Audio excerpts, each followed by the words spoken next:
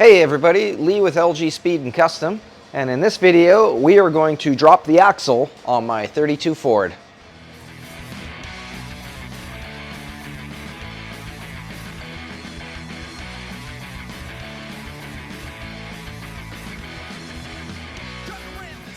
So this is basically a stock 32 Ford front end. The only thing that's really been modified on it is it has like 42 to 48 Ford hydraulic brakes. But otherwise it is stock 32 to 36 axle. This isn't the heavy axle. For those that don't know what a heavy axle is, there's I think it was the first 6 months of 1932. I don't know if it's exact 6 months, I might be wrong on that, but at the beginning, the 32 axle was thick, it was nice and beefy. And at some point they changed to a not as thick axle. The thicker one is the more desirable one. It looks a little different, and I think you can drop them more, which is why it's the desirable one. But this axle's just as good. It is just a regular 32 axle. They used this axle up until 1936, so it's kind of referred to as a 32 to 36 axle. It's got just a stock 32 Ford spring. Somebody was telling me this is a early spring, just with the way the end of the leaves curve up. I don't know all the details on that. What else? We got stock 32 to 34 Ford perch pins. I really like using these perch pins because I like the curve on them, and I'm kind of a nerd about early Ford details like that. It also has 32 to 34 spindles, which is another thing I like to use. My Model A Roadster, it has 32 to 34 spindles on them. And the reason I like those is, one, they sit a little bit lower than the traditional like 37 to 41 round back spindles. And the reason for that is this bearing actually sits on top here, whereas on the 37 to 41 spindles, basically 37 onward, this bearing sits underneath, which it is a better design. I mean, that's why they changed and went to the bearing underneath, but these, I like them because they sit a little bit lower. And the other thing I really like about them is they got the steering arm cast in. This is the steering arm that goes to the drag link to the steering box. And obviously on the 37 to 41s, they were side steer, so the drag link went to that side. So to use those, you have to have a bolt-on steering arm here. So I think these look really neat. That's why I like to use them. I also really like these screw-in style tie rod ends. So first thing we got to do is we're going to take the wheels off, take the backing plates off, and then from there we can pull this. It's a little more manageable then. We can take it out, put it upside down in the vise, and hopefully get these perch pins out without too much struggle. Sometimes they come right out. Sometimes you got to heat them with the torch. Sometimes you just have to cut them and drill them and dissect them out piece by piece. Hopefully we don't have to do that because I really want to salvage these and reuse them. But I think with a little bit of fire, we'll get them out.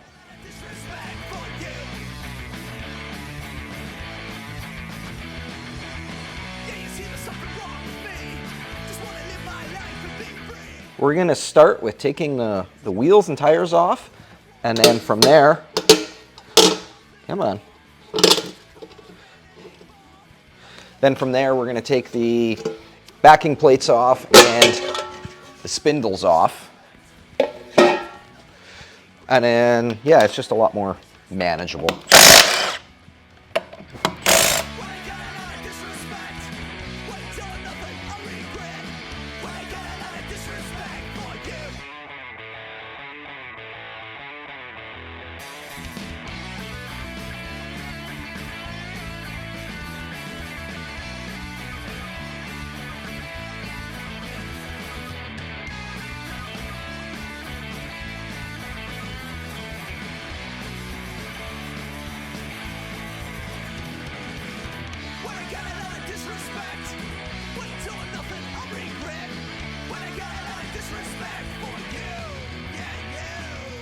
These spindles came apart really nice.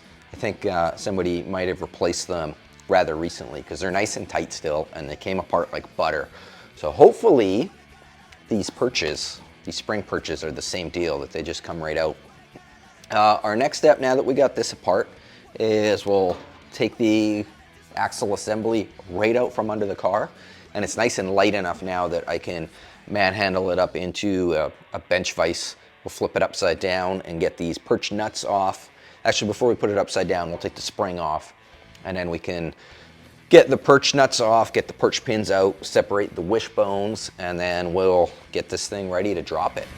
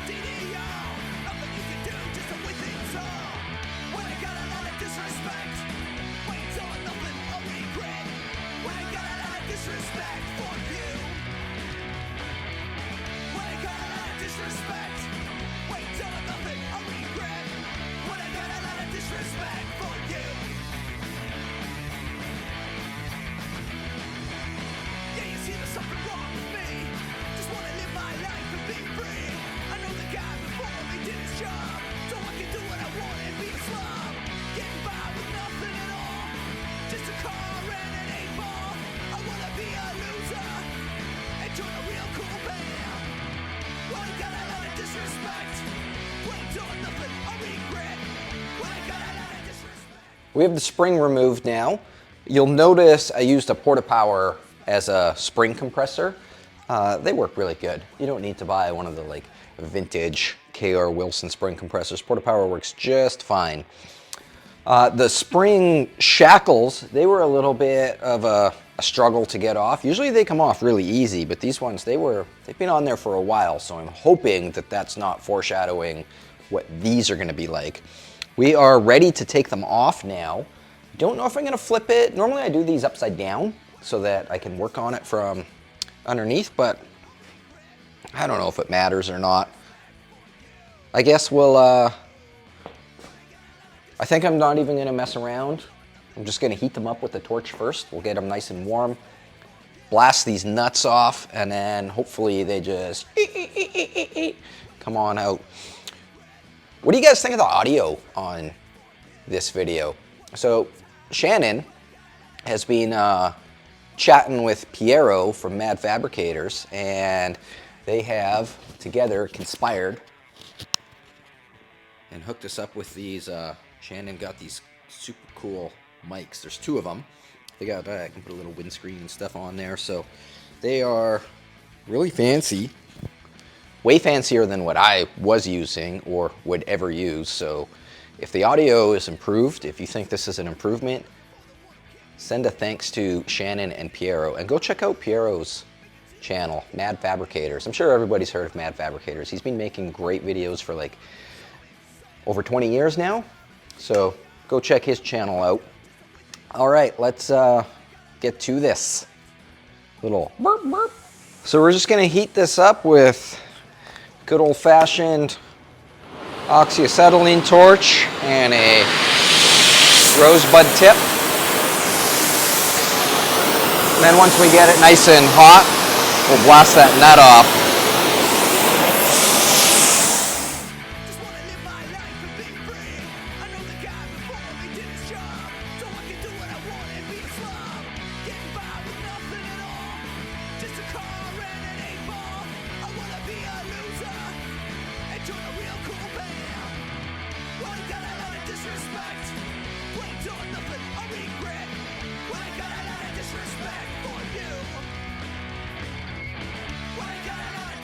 Let's see what happens. It's pretty hot. Oh yeah, look at that. Fire is so cool. Okay, how are we gonna get this out now without burning myself? It's moving, which is what we want.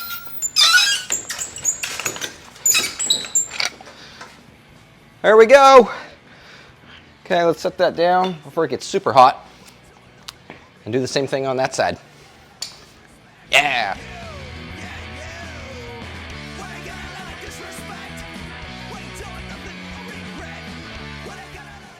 No way, so this one's just like spinning on its own with hardly any heat. which is crazy.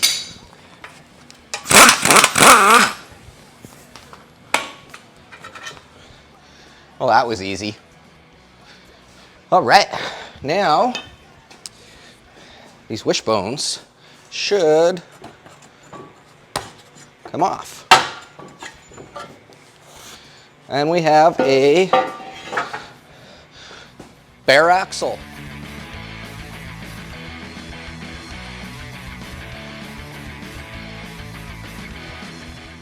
So before we put this axle in the jig, we gotta check our kingpin inclination. So I just got the axle sitting nice and level. And I take an angle finder over here, and we're just going to turn this until it zeroes out. And we've got 5, 6, 7 and a bit. We'll call that 7.5. I will just call it 7. It's closer to 7 than 7.5. So 7 degrees. Usually they're between 7 and 8. So we'll take this to the other side. And what do we got on this side here? Zero that out. And we have 5, 6, 7 and a bit as well. So we'll just call that 7 as well. So from there we can take it over to the jig. So this jig was built by my friend Richard Norton. He built it a few years ago, and basically he just lets me use it. He stored it here and is like, yeah, you can drop some axles with it. So that's super cool. Thanks, Richard. Basically, it's got a spindle welded upside down onto here. We've got a 20-ton jack that presses that, and we're going to heat this red hot and push it up. Over on this end, we've got 0, 1-inch drop, 2-inch drop, 3-inch drop, and a 4-inch drop. So the 32 to 36 axle has like a 2-inch drop over a Model A axle already. This is a Model A one down here. See how this is like almost perfectly straight? And this one has a drop. Keep in mind this is upside down right now. This one has a, they call it a 2-inch drop, but it's actually closer to like 1.5 inches. So we want to go all the way up to a 4-inch drop. So we put it in here. I put a little bit of pressure on here and zeroed this thing out, or angle finder here. So now, if we pull this pin out, put it in the 4-inch hole, and then heat this up and stretch it until this zeroes out again, that in theory should give us our kingpin inclination should stay the same, only 2 more inches lower for a 4-inch drop. So let's get to it. We're gonna heat that up with the same rosebud tip, probably kill the lights so we can see a little better. And yeah, we'll make it warm in here. It's getting hot in here.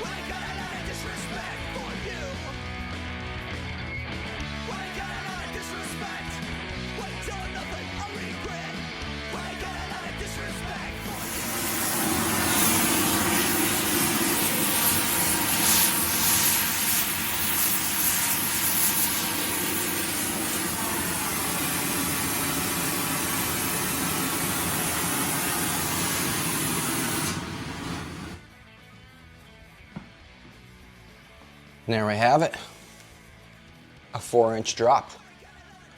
We'll let this cool down a little bit and then take it apart, flip it around, and do the other side.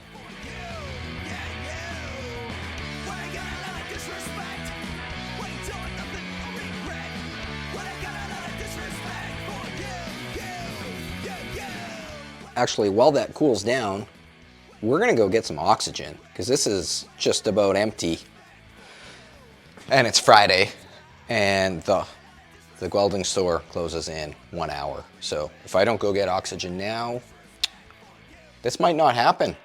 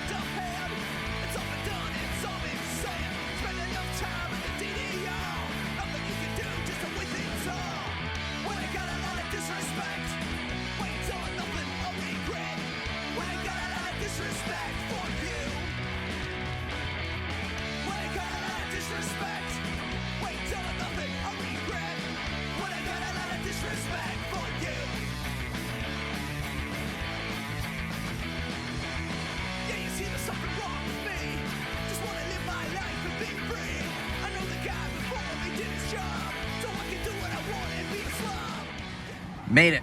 Full bottle. Cool, we made it. They close in 13 minutes, so that was good timing.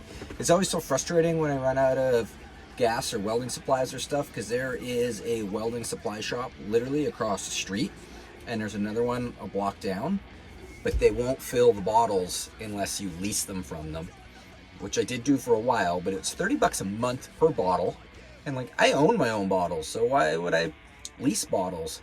So the place that does fill them, and they're really good, great customer service. They're way out in Keating, which it takes me like over half an hour to drive here, and then another, half an hour to drive back. So it takes an hour every time, but what are you gonna do? Let's go back to the shop and finish dropping this axle.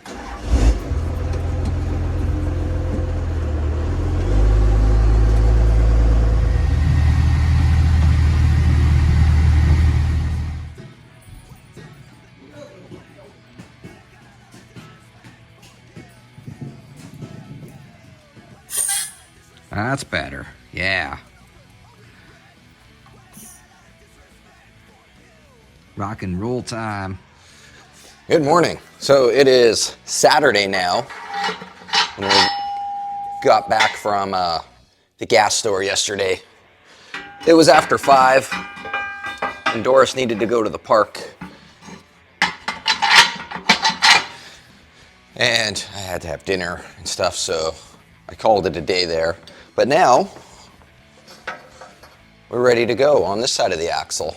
So we're gonna do basically the exact same thing again.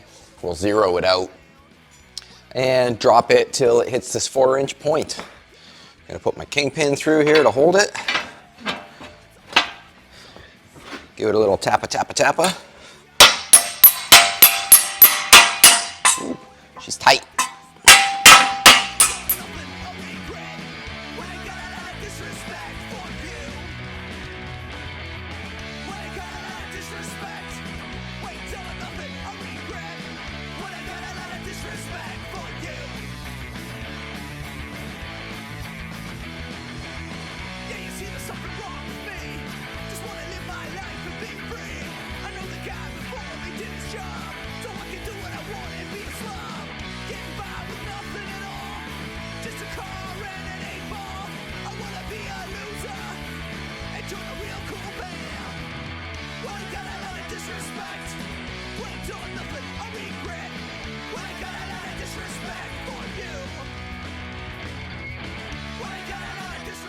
Got any marshmallows?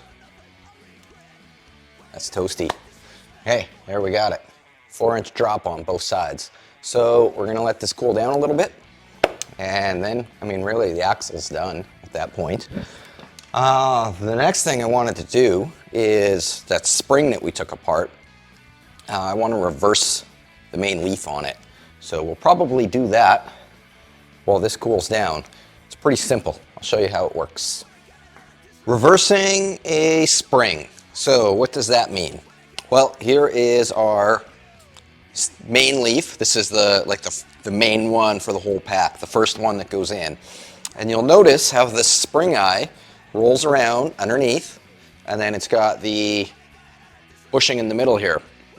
So when you reverse the spring, what you want to do is you want to flip this upside down like this. And the reason you want to do that, or what the advantage is this top leaf here, by flipping it upside down like that and putting it to the underside, it lowers the car that much. So it gives you like about an inch, and it's basically free. It doesn't cost you anything. However, when you flip it upside down, you'll notice it's curved the wrong way. You know, turn that frown upside down. Well, we don't want an upside down frown. We want it that way. So that's what we are going to do now. So the first thing we're going to do is take our spring and put it up on the bench so it's nice and flat. I'm going to take a grease pencil and we're going to trace our shape. I'm going to do both sides. Now you can see the arc that we have. So you know what, I'm going to put a center line in here as well. I don't know if it matters that much, but whatever. What we want to do is use just a little press, shot press, and we're going to press this spring on this edge here until it flattens right out and then curves back to this shape again. It's pretty straightforward. I'm going to draw a grid on here now so that we know where to press and we can kind of press it evenly. Super straightforward. We're just using just a simple T-square like this. We're going to start at the center and get our center line. Now it's important when we do this that we don't actually press on the center line, because I've done that before, and with this little hole in here it'll actually crack the spring. Okay, so from there we're just going to basically make like a little grid all the way out to the end.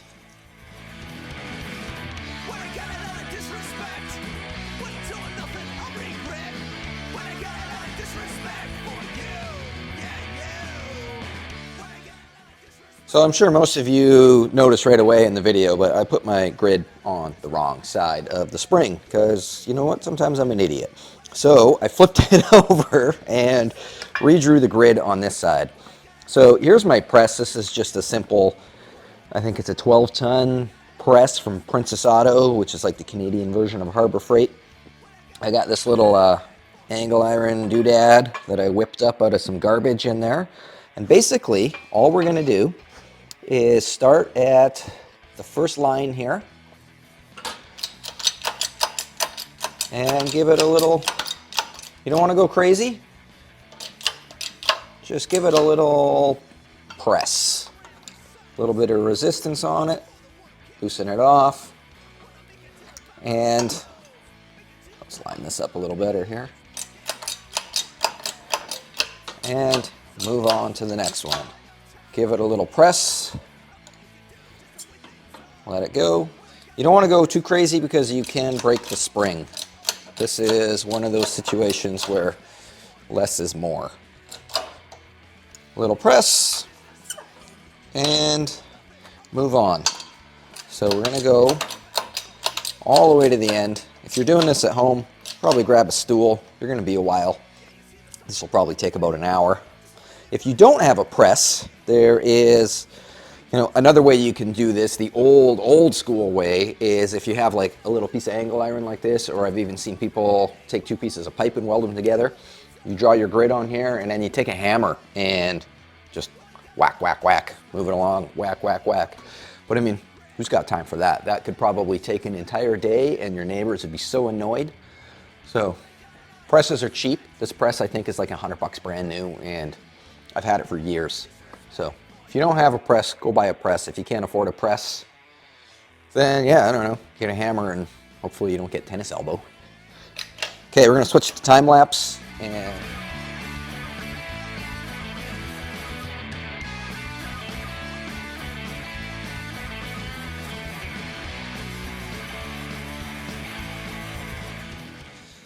we just got to the very end on our first pass here. So now all we're going to do is do the same thing again, but instead of pressing on the line, I'm going to press in between the lines. And we'll go to the end again.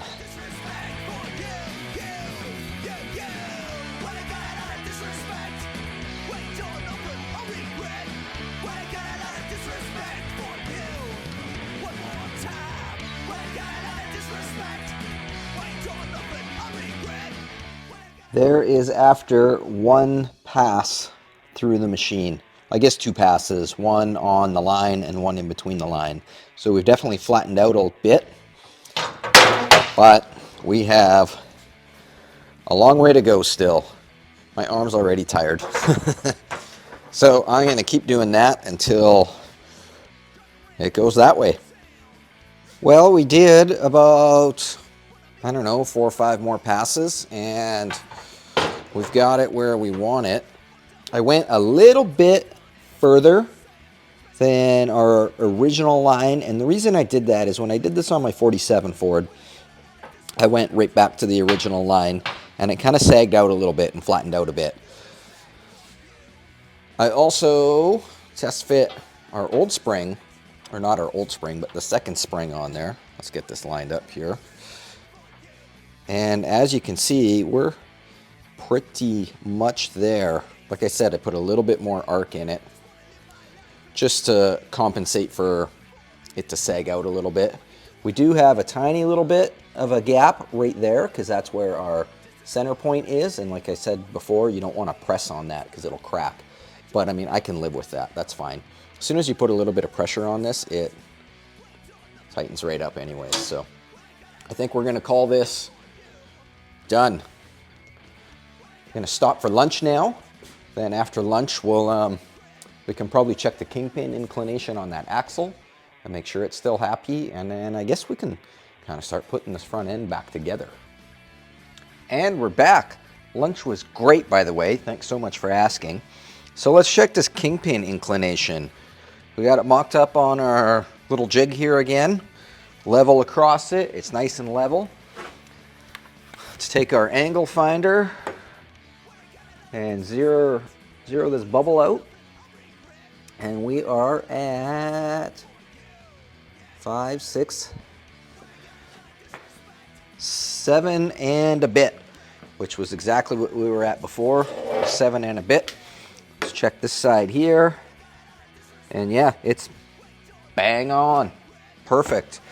Cool. Let's put the wishbones back on. We'll put the perch pins back in and maybe mock up the spindles and see what our steering arms look like. Usually you gotta heat and bend and modify the steering arms a bit after you put a drop in it.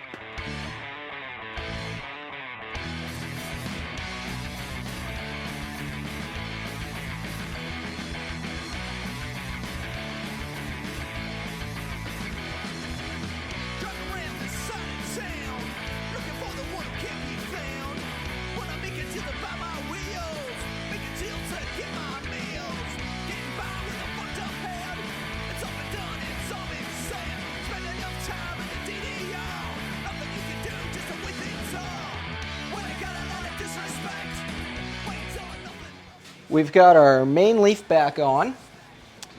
Now we can go and put the spindles back on. I took this is just like a wheel cylinder hone.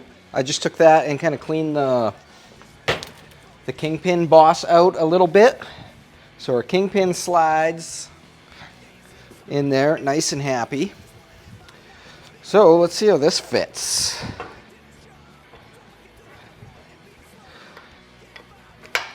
Okay, oh, we gotta turn that guy that way. And where'd our mallet go?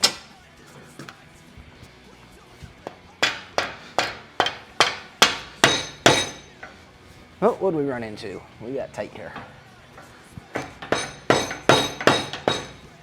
But you can see right down here, we are hitting the axle, and that's because this got moved up 2 inches. So we're gonna have to heat and bend this down just to get a little bit of steering clearance in here. We'll probably have to do it on that side as well. I'll get this kingpin in, get that side in, and then we'll heat these up and straighten them out. So just like before, our weapon of choice is going to be the torch with the rosebud tip. And I got this bar here that we can slide in here to manipulate this around. We're also going to have to do this top steering arm here that goes to the drag link because it is touching on here. So we'll heat that up and probably do our best to get it to kind of follow this contour. The other side is ready to go as well, so I think we'll just fire the torch up and get cracking.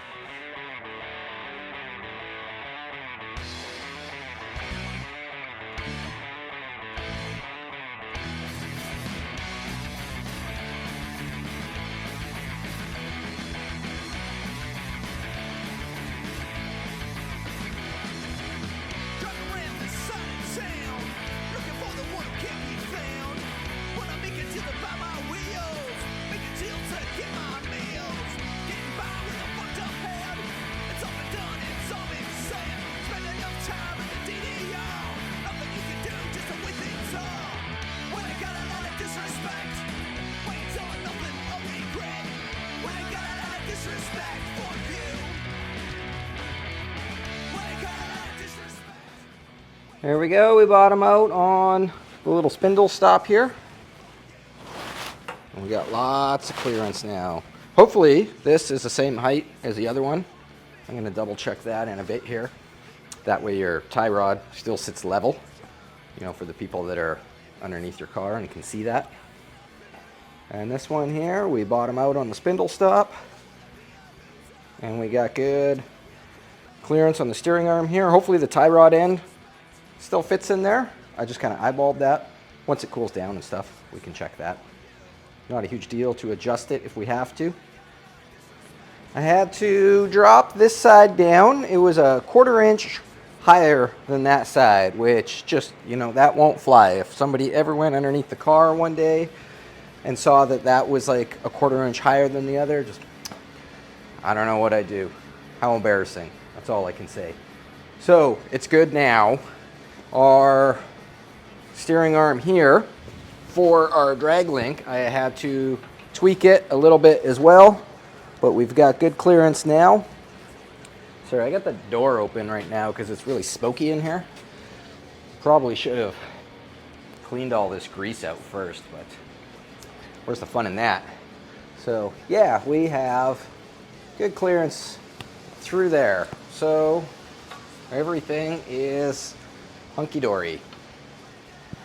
Well, our axle is dropped, our spring is reversed, our steering arms are bent and modified for the dropped axle. Basically all that's left at this point is to just clean everything up, detail it, paint it, put it back together, and we can put it back under the car. We're gonna do that on the next video though, because I am exhausted and don't want to work on this anymore today. So thanks so much for watching. Please make sure to check out the website if anything that I did today inspired you and you want to say thanks, or if you learned something like how to reverse your spring eye and you want to show your appreciation, go to the website and pick yourself up a t-shirt, lgspeedcustom.com, or even stickers. Like, every little bit helps. So thanks to the Wrought Iron Haulers for the music. And yeah, I guess we'll probably see you on the next video. We'll put the backing plates back on. I think the next video we're just going to continue going with this front end and clean everything up and put it in. So if you haven't already subscribed and hit the notifications bell, do that. That way when this video goes up, you will know all about it. And we'll see you later.